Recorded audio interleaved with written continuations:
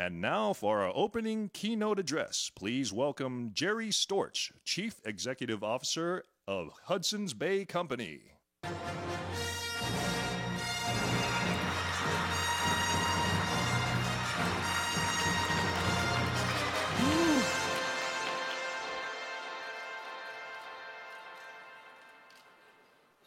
Good morning. It's awesome to be here. I'm going to spend a few minutes just talking about our company, not very much, and then I'm going to talk about the future of retailing. So first, the Hudson Bay Company. So we say we're an operator, a consolidator, a real estate proprietor, and an innovator. First and foremost, we operate great retail stores, and this environment's more important than ever. And we operate great websites. We're the ultimate all-channel retailer. Secondly, we're a consolidator. We believe it is inevitable and critical that the industry consolidate. It is simply too expensive. It requires too much capital investment to be awesome in the stores and awesome in the internet if you don't have scale. Thirdly, we're a real estate proprietor. We don't need any activists to come in and tell us what to do with our real estate. We do it ourselves. We make visual and clear the value of our real estate. We make sure that our constituents understand what the real estate's worth and what the retail's worth. And finally, and in some ways most importantly, we're an innovator. We're an innovator on the internet. We're an innovator with all channel model. We're an innovator with service in the stores, and we're an innovator with real estate. Now, 1/3 of our company is in Europe, about a half in the United States, and about 20% in Canada. I put that in there for my friends who think I've moved to Toronto. We participate in multiple industry segments. We own luxury, Saks Fifth Avenue. We own the leading traditional department store in Canada with Hudson Bay, the leading traditional department store in Germany with Kaufhof, the leading traditional department store in Belgium with Eno, and we own Lord & Taylor, upscale department store in the US. And finally, most recently, we bought Gilt, an internet-only company, because there is no way we wanted to be seen as sort of the old stodgy guys who didn't get it. We wanted to make sure we understood what was going on. All of this has happened in 10 years. In some ways, our company is very young. It started with Lord & Taylor as the base. We bought Hudson Bay. I won't read the whole thing all the way across. In some ways, we're the oldest company in North America. Hudson Bay was founded in 1670. It's 346 years old, the oldest corporation in North America, maybe the world. But we want to be the newest in the way that we think. So let me move to the future of retail.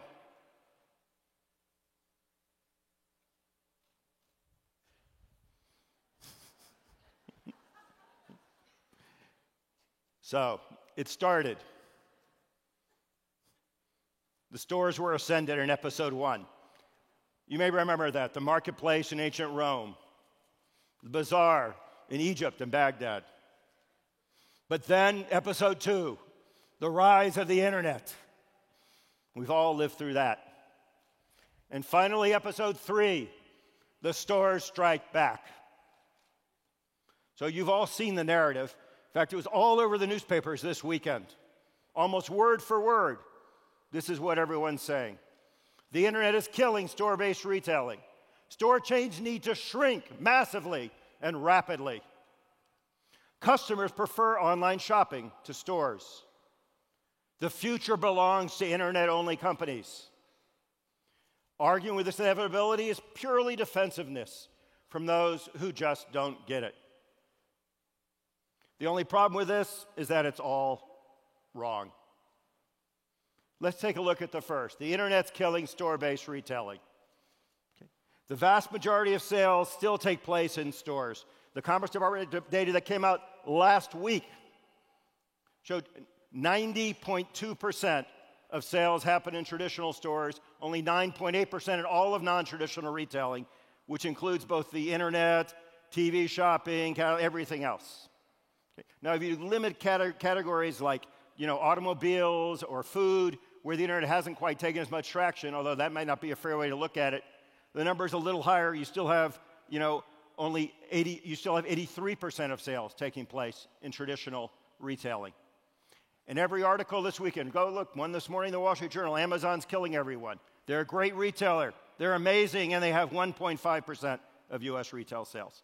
That's awesome. I'd love to have 1.5% of everything bought in America, but that means 98.5% happens somewhere else.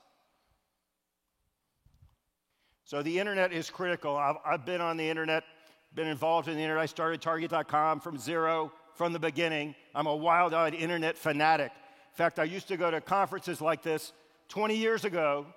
I know I don't look that old, but to talk about the internet.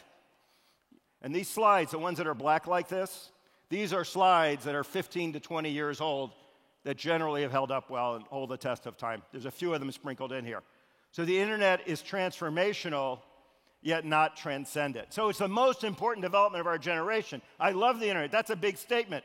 The most important development of our generation. But it doesn't replace everything else. Remember when people thought that all the banking would be done and dominated by people like E-Trade? You know, online banks. But somehow JP Morgan, Chase have done pretty well. The same thing's true in retailing. There are core skills in merchandising, in marketing, in customer relations, in service, in CRM, database management, that are not the unique domain of internet companies. Let's look at the second point. Store chains do not need to shrink massively and rapidly. In fact, there's no economic justification for that whatsoever. I know that may sound shocking from everything you read, but most stores make money. The U.S. is overstored. There are too many retailers. What's going to happen is not individual chains should close money-making stores in order to please someone. It's that individual giant chains are going to go bankrupt, just like we saw with Sports Authority or others, and that's what's going to restore the equilibrium. If you close a physical store today, you know where the business goes? Not to the internet. It goes to the competitive store in the same mall. It makes absolutely no sense. It's a cure for a different disease. Customers prefer online shopping to stores. Well, some do for some things. I always get the image of the guy by the computer wearing his shorts, buying everything online, not wanting to leave the house. But for most people, you look at the research, going to the mall, going shopping remains our number one national pastime. You have nothing to do on a Saturday afternoon. You go out and you socialize. Again, I'm not against the internet. Please don't interpret that. You'll see as we go forward here. It's just it's not that people don't want to go out anymore, are going to stay home all day long. And it's very occasion-specific what you want to do when. Right? Meanwhile, logistics paint quite a different story. So you've seen this line, often. Retailer X is struggling amid competition from online retailers able to offer lower prices. Able to offer lower prices. Why would they be able to offer lower prices? Let's take a look. Right? The assumption is somehow it's cheaper to operate online. Here's a simple model of retailing. Right? You have a cost of the product, which legally and otherwise should be the same for everyone, by the way. It's against the Robinson-Patman Act to charge less to sell something to somebody than to somebody else. Right? Then there's the cost of the supply chain. That's everything from the time it comes from the manufacturer all the way till it goes out the door and it reaches the customer's home. Right? Then there's the retailer profit, which is what it's all about. And then there's the ultimate customer price. So let's take a look at that. Who can offer the lower price? Supply chain cost. Classic retail versus direct-to-home model where you're shipping it to someone's house. In the distribution center, the costs are 1.5 to 2 times higher to pick individual orders to go to people's houses. It's kind of obvious when you think about it. If you're in a giant 1.5 million square foot distribution center and you have cartons in and cartons out and they're cross-flow and they go to the store, it doesn't cost so much. If you're sitting there and you're breaking open the cartons, putting stuff away, picking individual orders, packaging them up and sending it to someone's home, that costs a lot more. That's just the DC cost. Then there's the freight cost, to get it to the customer's hands. That is 30 to 40 times higher when you're sending it to someone's home. Again, you're comparing the cost of sending a full carton to a store where the customer takes it home themselves on the last leg and does it for entertainment, with the cost of mailing something to someone's home and the little FedEx truck toodles down the country lane in Greenwich, Connecticut, to live to their house. So the economics are clear. I've checked it many, many times. Direct to home has a supply chain cost that's 3 times higher than a store-based model. So when we say the internet retailer can charge less, how can that be? Maybe this is why so many of us have so much trouble emulating Amazon's model and making any money.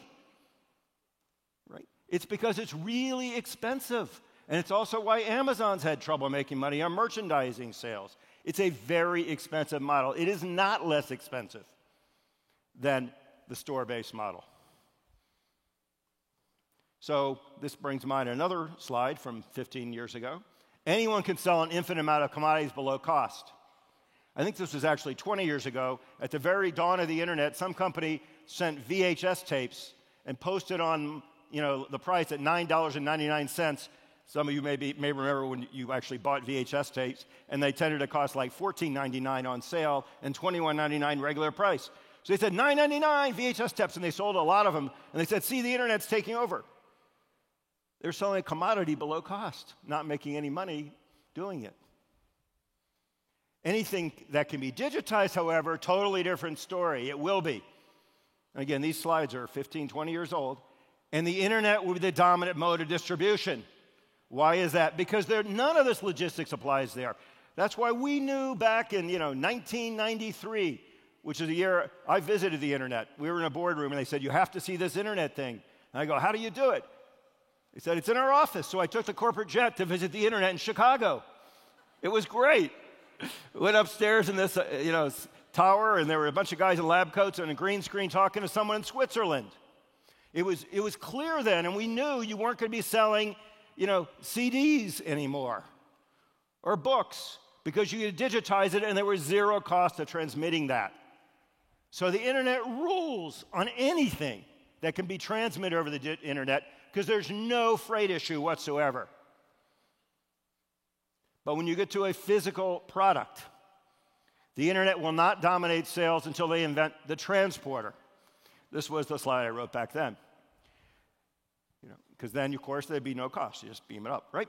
So, but then having thought about that, I did modify this slide to make the point. For physical products, direct to home will not dominate until they invent the transporter because of the high freight costs inherent in that, right? We'll talk some more, but the internet's a hell of a lot more than just direct to home, right? Now, next statement, the future belongs to internet companies. And there are some great internet companies.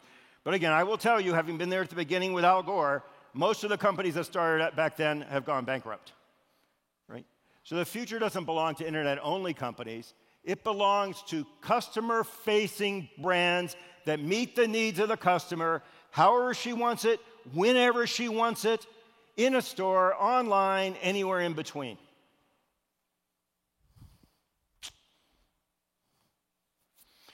All companies will be internet companies, or they won't be companies at all. It's not the exclusive domain of internet-only companies. It has to be integrated into the fabric of every company in the way electricity is. The internet's the leading development of our generation. Electricity was before, and the internal combustion engine. But it's not just companies, that drive trucks, freight companies that govern our economy. We all use trucks in our businesses. And the internet is like that. It's a dominant, amazing technology that we have to do great at. Arguing with this inevitability is merely defensiveness on the part of those who just don't get it. Again, I think we get it fine, And stores have tons of advantages, but only integrated tightly with the internet. It's as much of an opportunity as a challenge, but we have to be aggressive. Much more aggressive, by the way, than most retailers have been to seize the day. Most retailers aren't even close to anything resembling an end state, if there is ever such a thing in the world. They're just really in the Roman numeral numbered pages of what we need to do on the internet. Stores do matter, though. Locality and physicality are important. Immediacy, service, make impulse purchases, and of course, having fun. Now, I said stores aren't close. It's because a lot of them aren't that much fun. But if it's fun, people are going to go. All right. So let's look what a real developed model might look like. And I know of no one who's here, by the way, but it's where we have to go. So I use the phrase omni-channel here because people understand it. I like really calling it all-channel because it's really all. So there are three critical nexus points, or where are you ordering from? You could be at home, you could be elsewhere on your mobile phone, a different store, in a store. Where is the product sitting? Where's it going to be fulfilled from? It could be a direct DC, like one that just does that, just does internet orders, right? A store DC that generally was designed for stores. It could be inside of a store. It could be a different store. It could be at the vendor. It might not have even been manufactured yet, but the product has to be sitting somewhere when it's being ordered. Then thirdly, where is the product received? Could be at home, of course, and when we talk about the internet, most of us think about that. It could be elsewhere. In fact, it could be anywhere. It could be in a store. It could be in a store across the country. And there are even more different points you could add to this slide. But let's start with those and talk about it. So look at all the combinations. This one is the, what I think of as the antiquated Amazonian model of the internet. The product is ordered from home on a laptop or desktop. The product is sitting in a direct DC, which you're going to have to build out the world supply of direct DCs to accommodate the capacity requirements if you follow this model to its conclusion. And then the product is received at the home. This is the direct-to-home model that's so incredibly costly for internet fulfillment. And I would add it's the least green model I can imagine because you have trucks delivering products to people's individual homes like a toothbrush to somebody's house. Now, hopefully there'll be drones or something else or transporters and that won't happen. Okay. Then we have in-store pickup, and everyone talks about this. This was the first omni-channel example. Circuit City did it, didn't save them from bankruptcy, but they were the first ones to do it, where, buy online, pick up in store. So you're at home, the product's in the store, and you go to the store to get it. Another example is vendor dropship. So you're wherever you could want to be, in this case at home, the product's at the vendor, and the vendor ships it to the home. That's a little bit more efficient because it saves the intermediary leg of shipping it through RDC, right? Store ordering system, the product again, is in your store. You're in the store, the customer. We don't have the product in stock. It could be ordered from anywhere. In this case, a direct DC, and could be shipped anywhere. You can kind of see where this is going. Ship from store, you could order from anywhere, let's say a mobile phone, could be fulfilled from a different store and then sent to the home. This has grown a lot. This has been a big deal because what it actually does is create one pool of inventory across stores and the internet, which is fantastic for capital utilization and for being in stock. And I like this one. This is stores. You're in your store, product's in the store, you just take it home. Then, when you really look at it, I took a little while to get that one. It's the dominant one in our country today. It's like 90% of stuff. Okay, so there's actually 100 different combinations here that make sense. I eliminated one or two that I didn't think made any sense. But at least 100 different combinations, and most of us are doing a couple, right? But we got to be doing them all because it's up to the customer to tell us how she wants to do it. And we got to meet her needs. Right? Of those 100, 82% involve stores. The store could be where the customer is, it could be where the product is, or it could be where the customer gets the product. And 70% create a store visit by the customer, either order the product or to get the product, which is pretty cool if you have stores. So what does this mean for the future?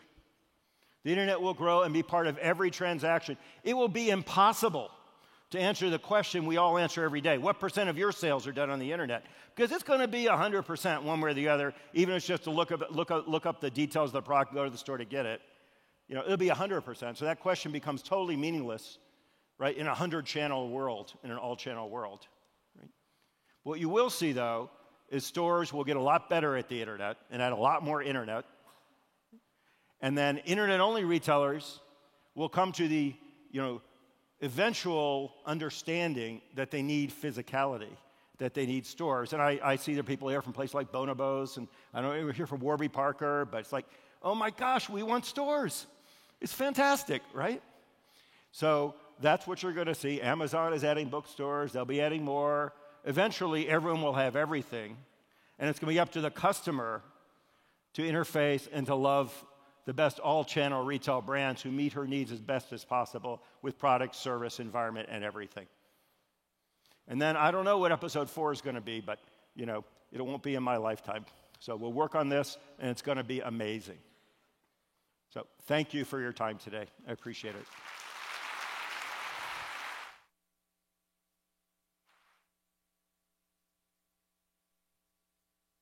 Thank you, Jerry.